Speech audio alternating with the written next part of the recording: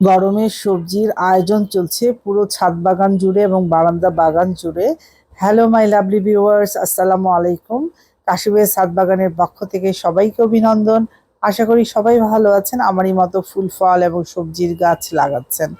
এই তো দেখতে দেখতে প্রায় শীত চলে গেল, গরম চলে এসছে। আমরা সবাই মিলে এখন গরমের সবজির বীজ লাগানোর জন্য পুরো দমে ছাদ বাগানের প্রস্তুতি চলছে। তারই কিছু অংশবিশেষ আপনাদের সামনে তুলে ধরছি। একই নিয়মে করব, তাই এই জন্য সবজিগুলো স্তরে স্তরে মাটি দিয়ে দিয়ে আমি কিছুদিন রেখে দিব। তারপর এটার মধ্যে আমি আমার পছন্দ মতো কোনো সবজির বীজ আমি এখানে বপন করব। এটা কিন্তু আমার বারান্দাতে বারান্দাতে আজকে শ্যুট করছি। ছাদে যাব একটু পরে। দেখতে দেখতে কিন্তু রমজান চলে এসলো, আজকে রমজানের প্রথম দিন। সবাইকে রমজানের শুভেচ্ছা। সবাই সুস্থ এবং ভালো থাকবেন এই কামনা করছি। আসুন দেখা যাক কি করে আমি আমার একটা পাত্র রেডি করছি, এবং এভাবেই একই নিয়মে আমি প্রতিটা কন্টেনার রেডি করব। প্রথমের স্তরে আমি মাটি দিয়েছি সাধারণ বাগানের মাটি, এর সাথে আর কিছুই মিশাইনি। তারপরে দিয়েছি সবজির খোসা, সেটা যেটাই হোক, শুধু রান্না করা সিদ্ধ ছাড়া যে কোনো সবজি, কাঁচা সবজি আপনারা এখানে দিতে পারেন। আমি দিয়ে দিয়েছি। পরের স্তরে আবার মাটি দিলাম। সেকেন্ড স্তরে যেটা দিলাম পেঁয়াজের খোসা ছিল এবং কিছু পেঁয়াজ নষ্ট হয়ে গিয়েছিল, সেগুলো দিলাম। সাথে আরও কিছু সবজির খোসা, একটু হালকা ডিকম্পোস্ট করে নিয়েছি আমি। বেশ 4-5 দিন আমি একটু ছায়াযুক্ত স্থানে রেখেছিলাম, একটু হালকা ডিকম্পোস্ট হয়েছে। তার উপরে আমি এখন আবার মাটির লেয়ার একটা দিব। আপনারা ভালো করে দেখুন কি করে একটা আহ, পাত্র রেডি হচ্ছে সবজির জন্যে। একদম সাদা, একদম সাধারণ মাটি বাগানের। এটার মধ্যে আর কিচ্ছু মিক্স নাই। এটা গত বছরের মাটি আমি বস্তায় রেখে দিয়েছিলাম, এবং পুরো 1 বছর পর আমি এটা ইউজ করছি। হালকা একটু রোদে শুকিয়ে নিয়েছিলাম মাটিটা, এই মাটিটাই আমি ইউজ করছি। বারান্দাতে আমি কিছু সবজি চাষ করবো এই গরমের সিজনে, সেটা আমি রেডি করে নিচ্ছি। কি করে রেডি করছি আমি আপনাদেরকে আবার বলে দিচ্ছি। প্রথম স্তরে আমি একটু হালকা মাটি দিয়েছি, সেটা হচ্ছে বাগানের অতি সাধারণ মাটি। তারপর দিয়েছি সবজির খোসা। তারপরে আবার বাগানের সাধারণ মাটি দিয়েছি। তারপর দিয়েছি পেঁয়াজের খোসা এবং কিছু নষ্ট হয়ে যাওয়া পেঁয়াজ। তার উপরে আমি আবার মাটি দিলাম, বাগানের সাধারণ মাটি। এরপরে আরেকবার লাস্ট যে স্তরটা করব সেটা হলো সবজির ডিকম্পোজ হওয়া কিছু সবজির খোসা। সেটা আপনারা দেখবেন, মানে 3টা লেয়ারে আমি এটা সাজিয়েছি, এবং একটু চেপে চেপে দিবেন। এটা দেখুন। এবং এটা লাস্ট স্টেজে আবার ডিকম্পোজ হওয়া কিছু সবজির খোসা, যেটা আমি প্রায় 7 দিন যাবৎ পচিয়েছিলাম কোনো একটা একটা কন্টেনারে। এইভাবে পলিথিন করে আমি রেখে দিয়েছিলাম যাতে ডিকম্পোজ হয়।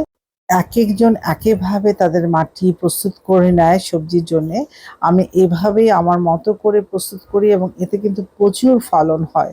এই যে বাগানে সাধারণ মাটি দিলাম, সাথে সবজির কিছু খোসা দিলাম এবং পেঁয়াজের খোসা দিলাম, এটা কিন্তু পুরো একটা মাইক্রো এবং ম্যাক্রো নিউট্রিয়েন্ট এখানে বিদ্যমান, পুরো মাটিটা তৈরি হয়ে যাবে। আর কিছু দিব হচ্ছে গোবর সার এবং ভার্মি কম্পোস্ট। এটা যখন আমি সবজির বীজটা বপন করব তার কিছুদিন আগে মিক্স করে আমি এটা রেখে দিব। এই যে প্রস্তুত করে নিচ্ছি, এ দেখুন ডিমের খোসাও কিন্তু এর ভিতরে আছে। পুরো ডিকম্পোজড হওয়া সবজির খোসাগুলো, এর মধ্যে ডিমের খোসাও আছে। এবং পর্যাপ্ত পরিমাণ আমি হলুদের গুঁড়োটা দিয়ে দিলাম। হলুদের গুঁড়া কিন্তু কীটনাশক, ছত্রাকনাশক হিসেবে ইউজ হয়, আপনারা এটা সবসময় ইউজ করবেন। এই যে লাস্ট লেয়ারটা আমি দিলাম, দেওয়ার পর এটার উপর আবার আমি মাটি দেব। এই যে মাটি দিয়ে আমি প্রায় এটার মুখ ঢেকে রেখে দিব 7 দিন। 7 দিন পর এর উপরিভাগে আমি একটু গোবর সার বা ভার্মি কম্পোস্ট দিয়ে হালকা একটু নেড়ে দিয়ে যে কোনো সবজির বীজ বা সরাসরি সবজির চারা আপনারা অনায়াসে লাগাতে পারেন। এটা কিন্তু খুব সিম্পল এবং সহজ উপায়ে ইজিলি আপনারা যে কোনো সবজির বীজ এইভাবে চাষ করতে পারেন এবং অত্যধিক ফলন পেতে পারেন।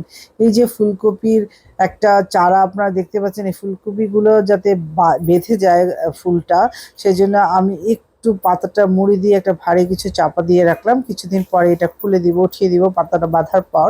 আপনারা এভাবেও করতে পারেন, বা ফুলকপির পাতাটা দড়ি দিয়ে বেঁধেও বাঁধানো যায়, অনেকটা এভাবেও হয়ে যায় অনেক সময়।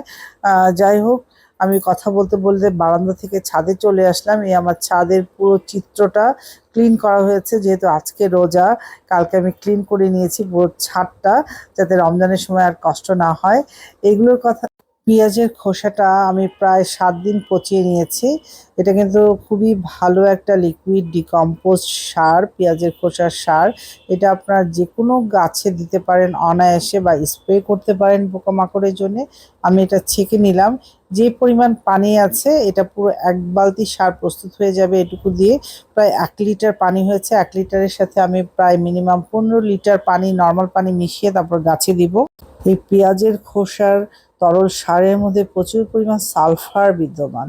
এই জন্য এটা গাছের কীটনাশক হিসেবেও ইউজ করা যায়। ভাবছেন ঘরোয়া কীটনাশক কি করে বানাবেন? সিম্পল। পেঁয়াজের খোসাটা 24 ঘন্টার মধ্যে ভিজিয়ে রাখবেন। 24 ঘন্টার বেশি না। 24 ঘন্টার বেশি হয়ে গেলে কিন্তু ডিকম্পোজ হয়ে যাবে। তখন সেটা আর কীটনাশক থাকবে না। সেজন্য বলছি যখন গাছে স্প্রে করবেন অবশ্যই এটা 24 ঘন্টার জন্য মাত্র ভিজিয়ে ছেঁকে স্প্রেয়ার বোতলে নিয়ে তারপর স্প্রে করুন।